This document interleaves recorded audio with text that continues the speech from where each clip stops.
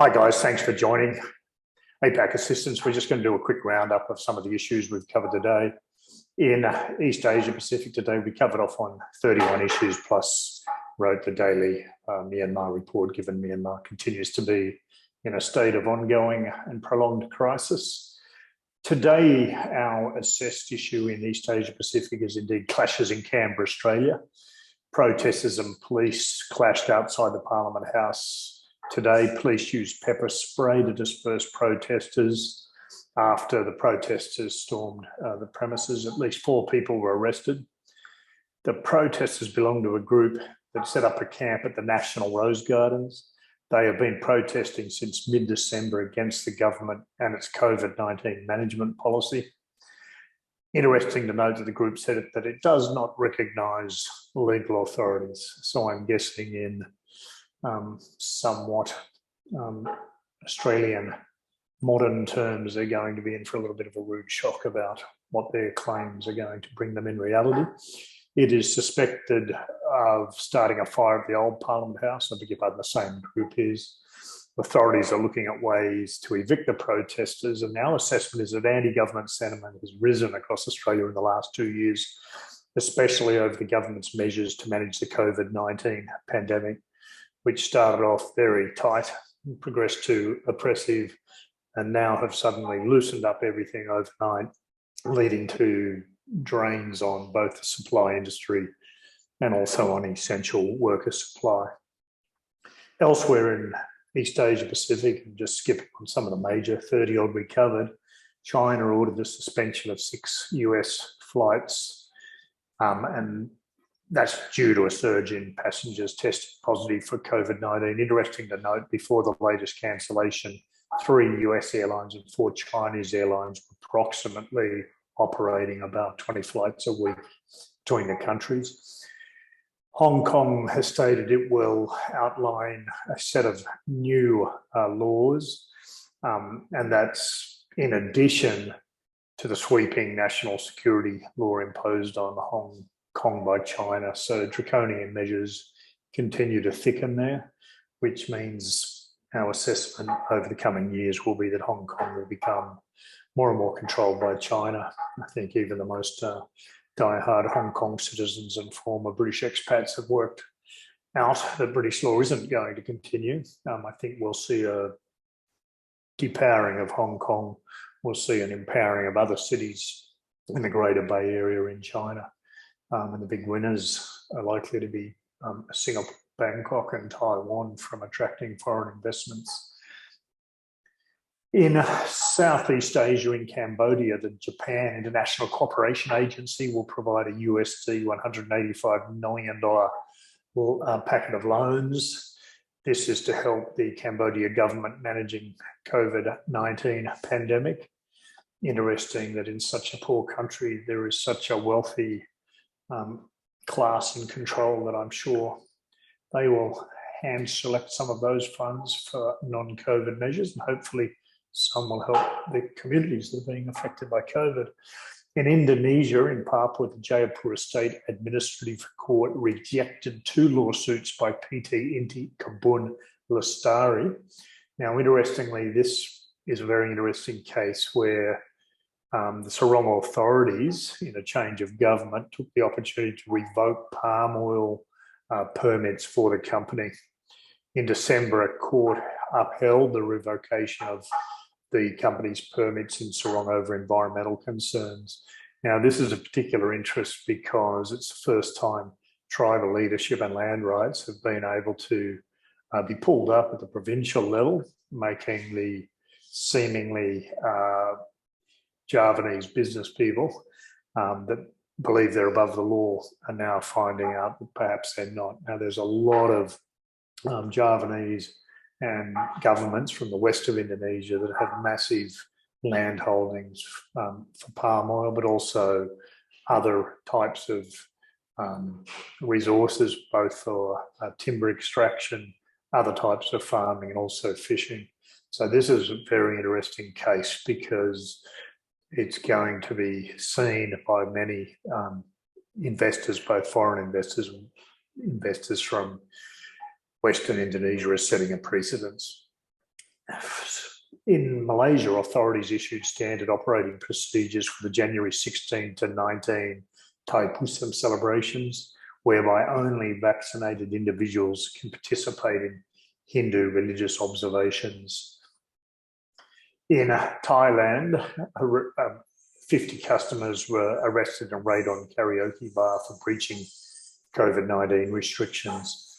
I'm going to skip forward now directly to Myanmar. Obviously, it's a detailed daily report for our clients. However, interesting to note a few points. Firstly, the civil deaths are at 1,784 during the crisis. Tatmadaw, which is the army and various government security forces, at 5,557, and COVID-19 at 19,297.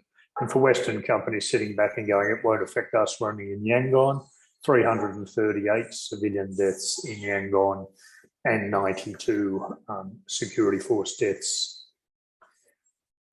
At least 18 security personnel were killed in clashes with resistance groups across the country yesterday. In Sagaing region, 5 security personnel, including Tatmadaw soldiers and Tatmadaw-aligned Pew Thor T militia members, were killed in a clash with a local resistance group. 2 resistance fighters were also injured. In Kanbalu in Sagaing region, 2 Tatmadaw soldiers were killed in an explosive attack by a local resistance group. In Mandalay, which is the second biggest city, a Tatmadaw soldier was killed and another was injured in an explosion set off by local resistance fighters. The explosion occurred at a local administrative office in Ongmei Tarzan Township. In Chin State, 2 Tatmadaw soldiers were killed by sniper fire in Matupi. The Chinle Defence Force, Matupi, claimed responsibility for the attack. In Shan State, 5 Tatmadaw soldiers were killed in a clash with the Tang National Liberation Army in Namkan. In Kaya State, 3 Tatmadaw soldiers were killed in a clash with a coalition of resistance groups, including the Karenni Democratic Front near the Loikot prison. And in other developments, Mytel's communication tower in Mon State was damaged in an explosion, which means infrastructure is continuing to be targeted. At least 9 villagers in Sagaing region were shot dead by Tatmadaw soldiers in extrajudicial killings. I think that's enough for East Asia Pacific. Over to you, Uday. I think you were covering South Asia, is that correct? Yes, Paul, thanks. So in South Asia today, we covered 16 events. So I'll start with India first. We saw some pre-poll violence in Manipur. There were 2 powerful explosions in Imphal West and East districts yesterday. And now this is something that we will continue to see over the coming months. India has 7 state elections this year. And key states to watch out for violence, at least, is Uttar Pradesh and Punjab. Meanwhile, in Visakhapatnam, in Andhra Pradesh, steel plant workers threatened to go on strike. They're demanding an increase in wages for workers. Now, this is a very big plant, so it will have an impact. If we move over to Pakistan, where we have the assessed event, there's heightened security measures in place for religious congregations in Karachi. Now, the Pakistan state security apparatus is quite strong. And there haven't been any major incidents in the last few years, so it's not looking like there will be any. But in the same neighborhood, and Bhargav, I would love your thoughts. There's increased reports of drug trafficking along the Pakistan border with Afghanistan.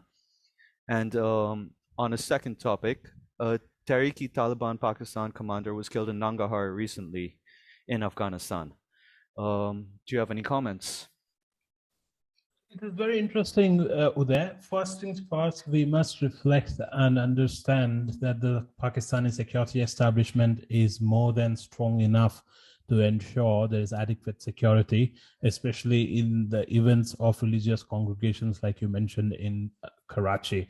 And we need to underline that Pakistani security establishment, especially the army, has been able to hold strong and ensure stability to a greater extent, despite extreme adversity in the last 2 decades, with the likes of Bin Laden, the affiliates of Tehreek-e-Taliban Pakistan or TTP, or even Taliban itself, finding home within its territory. But still, they ensured that major cities in in the country, despite a few setbacks, in fact, setbacks for a few years, they have been able to manage the security really well. And we are talking about extreme adversity here. In the same context, the way the dynamics have evolved in the second part of your question, that is the death of TTP leader in Pakistan, especially in Nangarhar, is quite interesting. That begs the question, is this Taliban versus TTP? Of course, Taliban has actually denied any such reports or any such deaths of TTP leader within its territory. But to what extent can we actually believe that? Because after all, we are talking about a militia which is running, quote unquote, official government of Afghanistan. But that doesn't really dismiss the question. Are Taliban factions fighting each other now? And is Pakistani establishment, has it been able to sow seeds of conflict within them, within the factions? If that is so, I would say kudos to Pakistani establishment itself, because they are able to turn so-called theological brothers against each other to ensure that TTP doesn't really trouble them within the Pakistani territory. And now, what does this mean for businesses in Pakistan? Firstly, they need to be focused on how their operations spread within the country, because it all depends on the region, the province, as well as the specific unit of authority they are dealing with. Primarily because Pakistani establishment is definitely strong enough to ensure greater degree of stability. However, sporadic attacks can't be tackled in a very short notice. Okay, and they can hit anywhere. I mean, they were able to hit a highly secure cricket match probably a decade ago. The Sri Lankan cricket team was there, and TTP claimed responsibility for that attack. However strong the security establishment may be, the likes of TTP can actually carry out attacks. But at the same time, they need to be convinced that their investments will not really go in vain, because Chinese have been investing nearly $60 billion as part of the CPEC project in the country. So to that extent, they need to ensure their security protocols as well as their liaison with the relevant government authority is intact. I believe that's the key aspect for businesses who are looking at high ticket investments in the country. So with that, I will pass it on to Bassel to cover Middle East.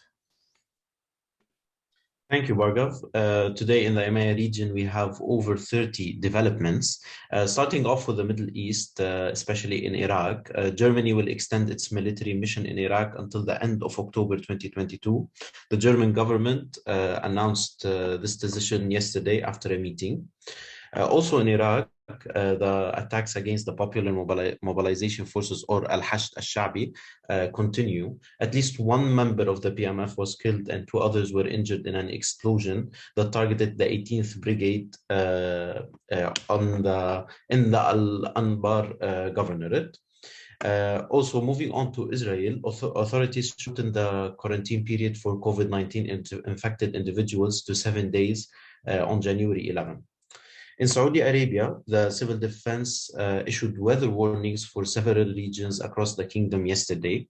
The warnings are effective between today and January 15. Moving on to Syria, non-governmental organizations or NGOs suspended their activities in Al-Hawl camp in northern Syria after an attack by an Islamic State terrorist that killed a paramedic that works for the Kurdish Red Crescent. In Turkey, authorities also further loosened COVID-19 restrictions and quarantine requirements yesterday. Fully vaccinated individuals now will not be quarantined if contacted with a COVID-19 infected person. In Yemen, the war continues also. At least 200 Houthi rebels were killed in airstrikes by the Saudi-led Arab coalition, and 2 Yemeni pro-government deminers were killed in an explosion during an explosive device disposal operation in the port of Hodeidah yesterday. This is it from the Middle East. Passing to you, Sitati. Thank you, Bassel. Across Africa, we managed to cover 15 developments, and the anti-military protest scheduled for today in Sudan featured as an assessed event in the EMEA region. Major cities such as Khartoum, Omdurman, Port Sudan, Nyala, and Bahri are likely to experience most of the protests. Across the north in Tunisia, the opposition party Ennahda yesterday announced its intention to fully participate in tomorrow's protest to mark the 11th anniversary of the Arab Spring. And what we need to note here is that this particular opposition party will be majorly protesting against the ineffectiveness of President Kais Saied to handle or rectify the political situation in the country. So that's for me, across or over to Chudi to cover other events in Europe. Thank you. Thank you, Sitati. In Europe, the main news is the tension in the Baltics as Lithuanian authorities terminated a transport agreement between state-owned Lithuanian Railway and Belarus state-owned company Belaruskali. The agreement was terminated on grounds of national security due to the ongoing migrant border crisis between Belarus and member states of the European Union. This move is fairly emblematic of EU member states' growing readiness to adopt a more robust stance against Russia-backed strongman aggression on the continent, especially in the Baltic states and Eastern Europe. It'll be interesting to see Russia's response, given yesterday's reports about EU's fast depleting natural gas reserves, which are mostly supplied by Russia. Moving on to the United Kingdom, the main news from the United Kingdom is the bus driver strike that has been ongoing for the last couple of days is set to continue in Manchester. The strike was over working conditions and pay disputes. We should see continued disruptions to transport services from January 18th to January 26th, and disruptions to local businesses as well, such as schools in the Greater Manchester area.